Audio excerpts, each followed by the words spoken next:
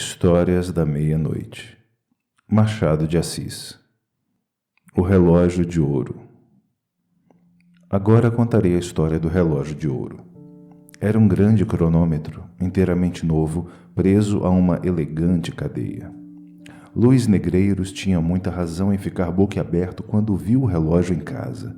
Um relógio que não era dele, nem podia ser de sua mulher. Seria ilusão dos seus olhos? Não era. O relógio ali estava sobre uma mesa de alcova, a olhar para ele, talvez tão espantado como ele do lugar e da situação. Clarinha não estava na alcova quando Luís Negreiros ali entrou. Deixou-se ficar na sala, a folhear um romance, sem corresponder muito nem pouco ao ósculo com que o marido a cumprimentou logo à entrada. Era uma moça bonita, esta Clarinha, ainda que um tanto pálida, ou por isso mesmo, era uma pequena e delgada, de longe parecia uma criança. De perto, quem lhe examinasse os olhos, veria bem que era mulher como poucas. Estava molemente reclinada no sofá com o livro aberto e os olhos no livro. Os olhos apenas porque o pensamento, não tenho certeza se estava no livro, se em outra parte. Em todo caso, parecia alheia ao marido e ao relógio. Luís Negreiros lançou mão do relógio com uma expressão que eu não me atrevo a descrever. Nem o relógio nem a corrente eram dele. Também não eram de pessoas suas conhecidas. Tratava-se de uma charada. Luís Negreiros gostava de charadas e passava por ser decifrador intrépido, mas gostava de charadas nas folhinhas ou nos jornais. Charadas palpáveis ou cronométricas e, sobretudo, sem conceito, não as apreciava Luís Negreiros. Por esse motivo e outros que são óbvios, compreenderá o leitor que o esposo de Clarinha se atirasse sobre uma cadeira, puxasse raivosamente os cabelos, batesse com o pé no chão e lançasse o relógio e a corrente para cima da mesa. Terminada esta primeira manifestação de furor, Luís Negreiros pegou de novo nos fatais objetos e de novo os examinou. Ficou na mesma. Cruzou os braços durante algum tempo e refletiu sobre o caso. Interrogou todas as suas recordações e concluiu no fim de tudo que, sem uma explicação de Clarinha, qualquer procedimento fora baldado ou precipitado. Foi ter com ela. Clarinha acabava justamente de ler uma página e voltava à folha com o ar indiferente e tranquilo de quem não pensa em decifrar charadas de cronômetro. Luís Negreiros encarou-a. Seus olhos pareciam dois reluzentes punhais. "Que tens?" perguntou a moça com a voz doce e meiga, que toda a gente concordava em lhe achar. Luís Negreiros não respondeu à interrogação da mulher. Olhou algum tempo para ela. Depois deu 2 voltas na sala, passando a mão pelos cabelos, por modo que a moça de novo lhe perguntou: "Que tens?" Luís Negreiro parou defronte dela. "Que é isto?" disse ele, tirando do bolso o fatal relógio e apresentando-lhe diante dos olhos. "Que é isto?" repetiu ele com voz de trovão. Clarinha mordeu os beiços e não respondeu. Luís Negreiros esteve algum tempo com o relógio na mão e os olhos na mulher, a qual tinha os seus olhos no livro. O silêncio era profundo. Luís Negreiros foi o primeiro que o rompeu, atirando estrepitosamente o relógio ao chão e dizendo em seguida à esposa: "Vamos, de quem é aquele relógio?" Clarinha ergueu lentamente os olhos para ele, abaixou-os depois e murmurou: "Não sei." Luís Negreiros fez um gesto como de quem queria esganá-la. Conteve-se. A mulher levantou-se, apanhou o relógio e pô-lo sobre uma mesa pequena. Não se pôde conter Luís Negreiros. Caminhou para ela e, segurando-lhe nos pulsos com força, lhe disse: "Não me responderás, demônio? Não me explicarás esse enigma?" Clarinha fez um gesto de dor e Luís Negreiros imediatamente lhe soltou os pulsos que estavam arrochados. Noutras circunstâncias, é provável que Luís Negreiros lhe caísse aos pés e pedisse perdão de a haver machucado. Naquela, nem se lembrou disso. Deixou-a no meio da sala e entrou a passear de novo, sempre agitado, parando de quando em quando como se meditasse algum desfecho trágico. Clarinha saiu da sala. Pouco depois veio um escravo dizer que o jantar estava na mesa. Onde está a senhora? Não sei não, senhor. Luiz Negreiros foi procurar a mulher. Achou-a numa saleta de costura, sentada numa cadeira baixa, com a cabeça nas mãos a soluçar.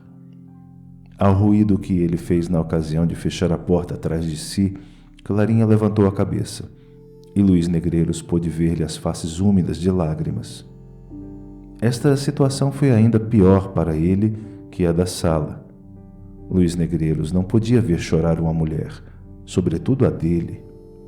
Ia enxugar-lhe as lágrimas com um beijo, mas reprimiu o gesto e caminhou frio para ela. Puxou uma cadeira e sentou-se em frente de Clarinha. Estou tranquilo, como vês, disse ele. Responde-me ao que te perguntei com a franqueza que sempre usaste comigo. Eu não te acuso nem suspeito nada de ti. Quisera simplesmente saber como foi parar ali aquele relógio. Foi teu pai que o esqueceu cá? Não. Mas então? Oh, não me perguntes nada, exclamou Clarinha. Ignoro como esse relógio se acha ali. Não sei de quem é, deixa-me. É demais, urrou Luiz Negreiros, levantando-se e atirando a cadeira ao chão. Clarinha estremeceu e deixou-se ficar onde estava. A situação tornava-se cada vez mais grave. Luiz Negreiros passeava cada vez mais agitado, revolvendo os olhos nas órbitas e parecendo prestes a atirar-se sobre a infeliz esposa. Esta, com os cotovelos no regaço e a cabeça nas mãos, tinha os olhos encravados na parede. Correu assim cerca de um quarto de hora. Luiz Negreiros ia de novo interrogar a esposa quando ouviu a voz do sogro que subia as escadas, gritando: Ô, seu Luiz! Ô, seu malandrim! Aí vem teu pai, disse Luiz Negreiros. Logo me pagarás. Saiu da sala de costura e foi receber o sogro, que já estava no meio da sala, fazendo vira-voltas com o chapéu de sol, com grande risco das jarras e do candelabro. Vocês estavam dormindo? Perguntou o Sr. Meireles, tirando o chapéu e limpando a testa com um grande lenço encarnado. Não, senhor, estávamos conversando. Conversando? Repetiu Meireles. E acrescentou consigo: estavam de arrufos, é o que há de ser. Vamos justamente jantar, disse Luiz Negreiros. Janta conosco? Não vim cá para outra coisa, acudiu Meireles. Janto hoje e amanhã também. Não me convidaste, mas é o mesmo. Não o convidei? Sim, não fazes anos amanhã? Ah, é verdade. Não havia razão aparente para que, depois destas palavras, ditas com um tom lúgubre, Luiz Negreiros repetisse, mas desta vez com um tom descomunalmente alegre. Ah, é verdade. Meireles, que já ia pôr o chapéu num cabide do corredor, voltou-se espantado para o genro, em cujo rosto leu a mais franca, súbita e inexplicável alegria. Está maluco? Disse baixinho Meireles. Vamos jantar, bradou o genro, indo logo para dentro, enquanto Meireles, seguindo pelo corredor, ia ter a sala de jantar. Luiz Negreiros foi ter com a mulher na sala de costura e achou-a de pé, compondo os cabelos diante de um espelho. Obrigado, disse. A moça olhou para ele admirada. Obrigado, repetiu Luiz Negreiros. Obrigado e perdoa-me. Dizendo isto, procurou Luiz Negreiros abraçá-la, mas a moça, com um gesto nobre, repeliu o afago do marido e foi para a sala de jantar. Tem razão, murmurou Luiz Negreiros.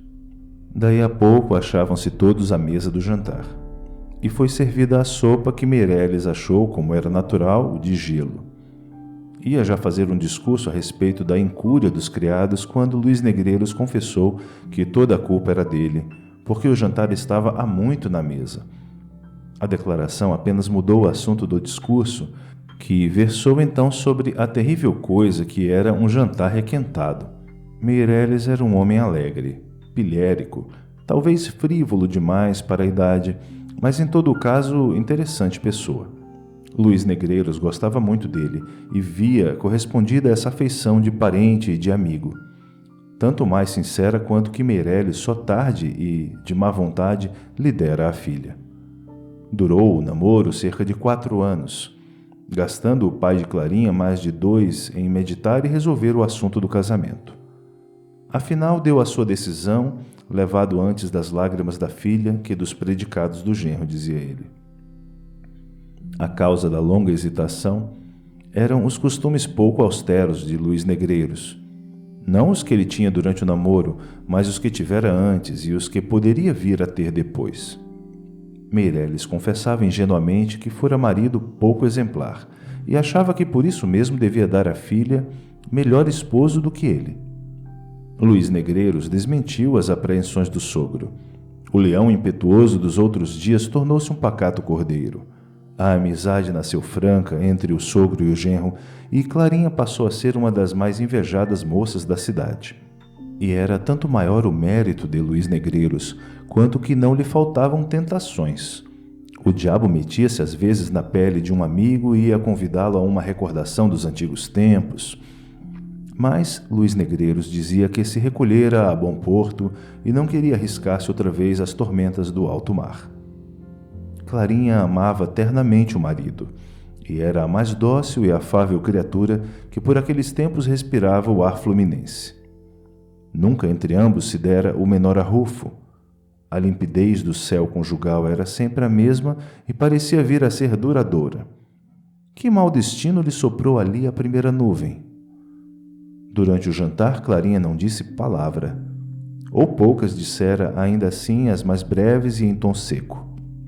Estão de arrufo, não há dúvida, pensou Meireles ao ver a pertinaz mudez da filha. Ou a arrufada é só ela, porque ele parece-me lépido. Luís Negreiros efetivamente desfazia-se todo em agrados, mimos e cortesias com a mulher, que nem sequer olhava em cheio para ele. O marido já dava o sogro a todos os diabos, desejoso de ficar a sós com a esposa, para a explicação última que reconciliaria os ânimos.